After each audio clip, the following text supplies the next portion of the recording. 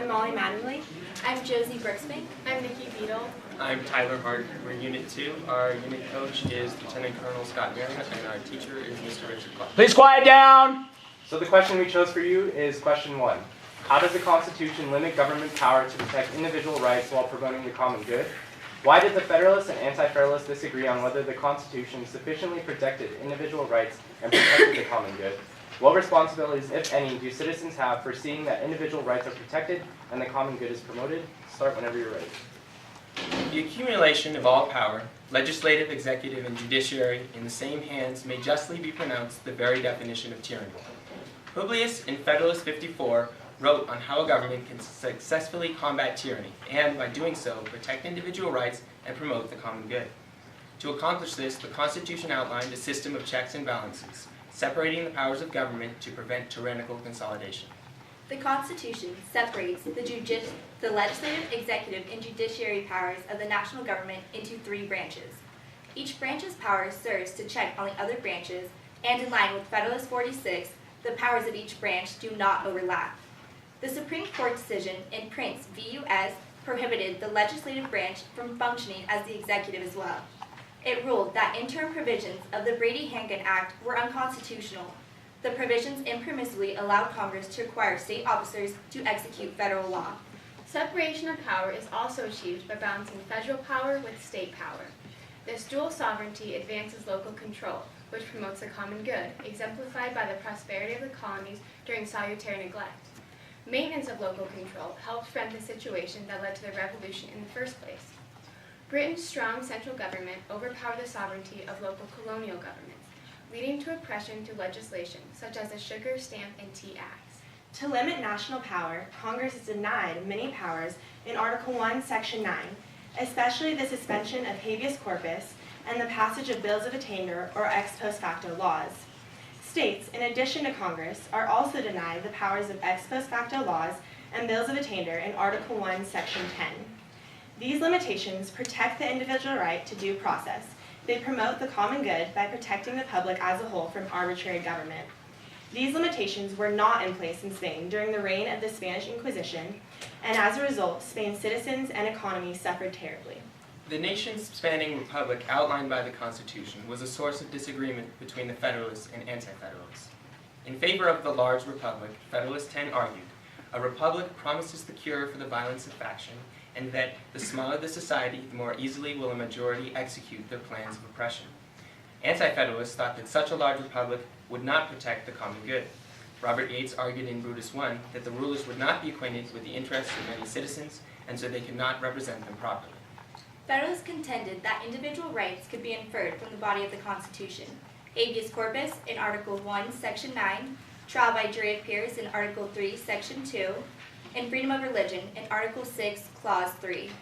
Anti-Federalists, especially George Mason, argued that inference was not sufficient and instead wanted enumeration. Thomas Jefferson stated, "A Bill of Rights is what the people are entitled to against every government on earth, general or particular, and what no just government should refuse or rest on inference." To protect their own rights and promote the common good, citizens must be active. If the government is abusing its power, citizens have a responsibility to vote for new leadership. Only by being complacent can citizens become subject to tyranny.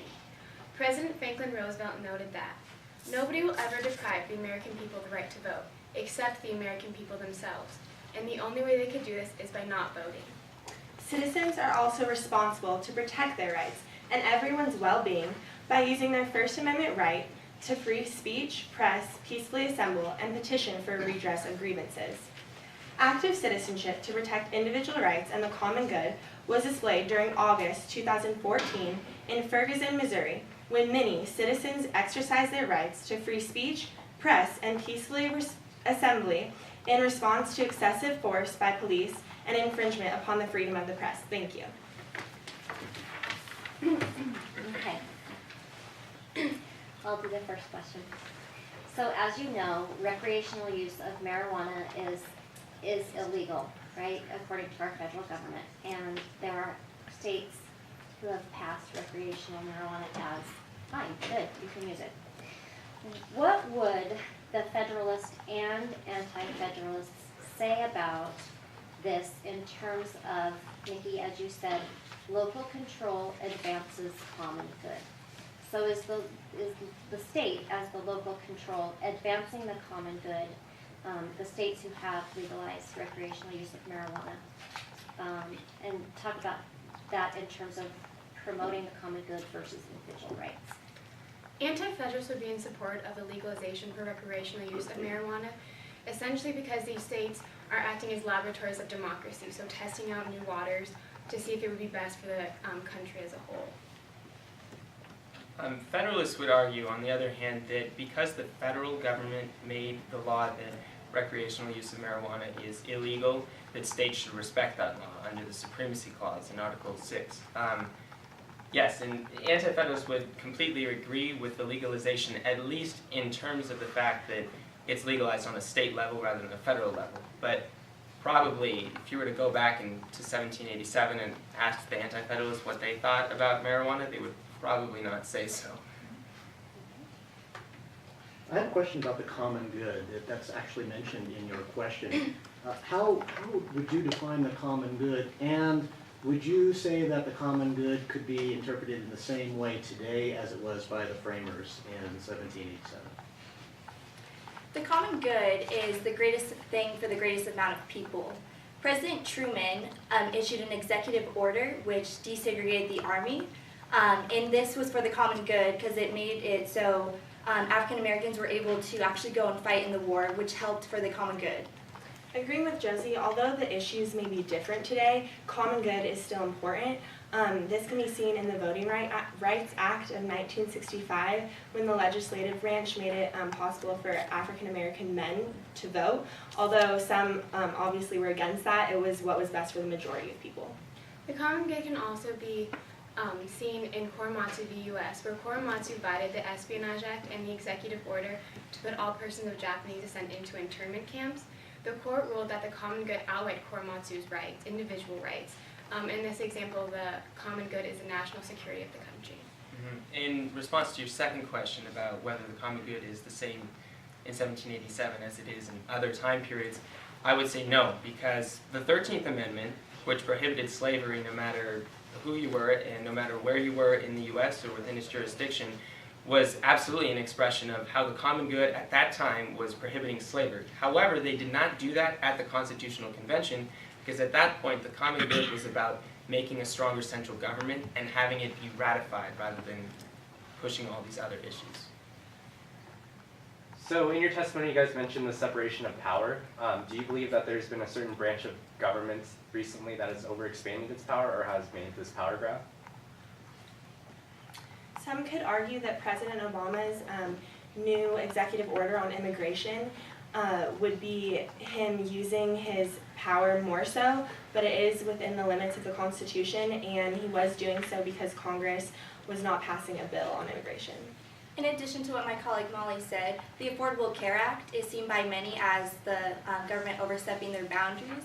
As you can see in NFIB v. Sebelius, under the taxation clause of Article 1, Section 8, it was ruled constitutional.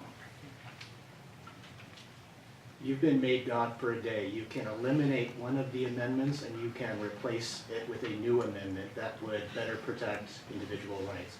Each one of you, which one would you eliminate and what would you add?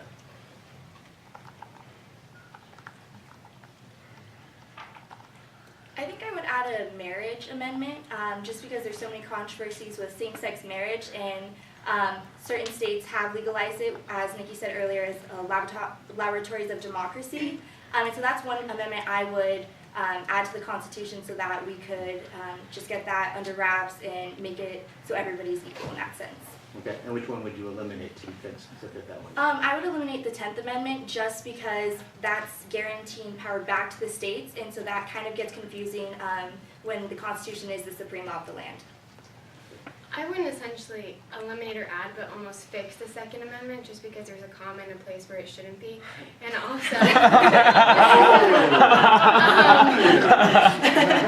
and also because when it was written to protect from invasion, and today it's kind of interpreted in a different way, and then we see things like Sandy Hook and violent things because of kind of the wording, I guess. Okay, which one would you eliminate? I don't know if I eliminate, just kind of fix that one. Okay. Add a new second amendment to remove that one. Agreeing with Nikki, I wouldn't necessarily eliminate one. All of our amendments have served a purpose in our government so far, and they've all helped progress our society. One I would fix is the 14th Amendment and make it a little more clear, because it does become very vague, and make it so it automatically incorporates states into the... I would also add an amendment that incorporates the Bill of Rights to the states, because the incorporation process has been, or it was, very controversial about whether it was going to happen at all, or whether it was going to be selective or total incorporation. And at this point, we're nearly totally incorporated the Bill of Rights, so we might as well just incorporate the rest of it. And I would also remove the 10th Amendment because it's stated as a truism. It's just a reason. It's just a way to read the Constitution. Okay. So you would all keep the 9th Amendment. Yes. And you're big fans of the Quartering Act Amendment. That's crucial. Yeah, because that kind of implies the right to have a man's home is his castle. That's what I'm trying to say. Okay. A man's home is his castle. Can you elaborate on that?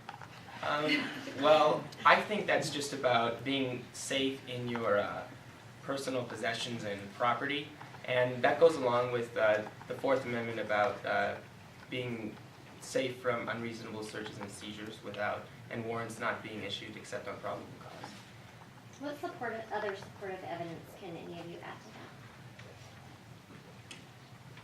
Well, in our country, we've always tried to protect individual rights, and recently with the passing of the Patriot Act, it's been very controversial as to whether or not that is taking away individual rights to privacy protected in the 4th Amendment.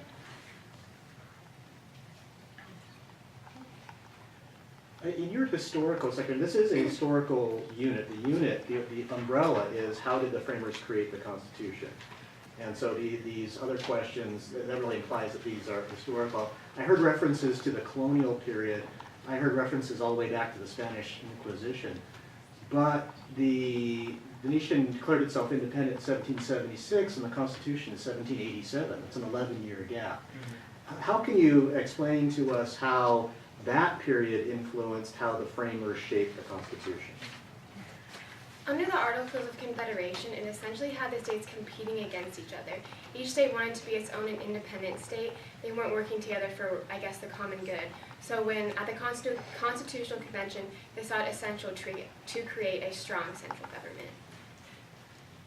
There was also the regulation of commerce between states, and each state was taxing the other states maybe unfairly, and it was really hard to get things through the states. And so that was why there was the addition of the Commerce Clause in the Constitution, so that Congress had jurisdiction over that.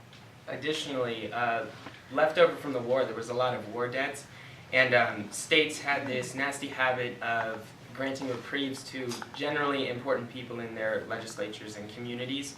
And the Constitution fixed this by adding the Contracts Clause in Article 1, Section 10.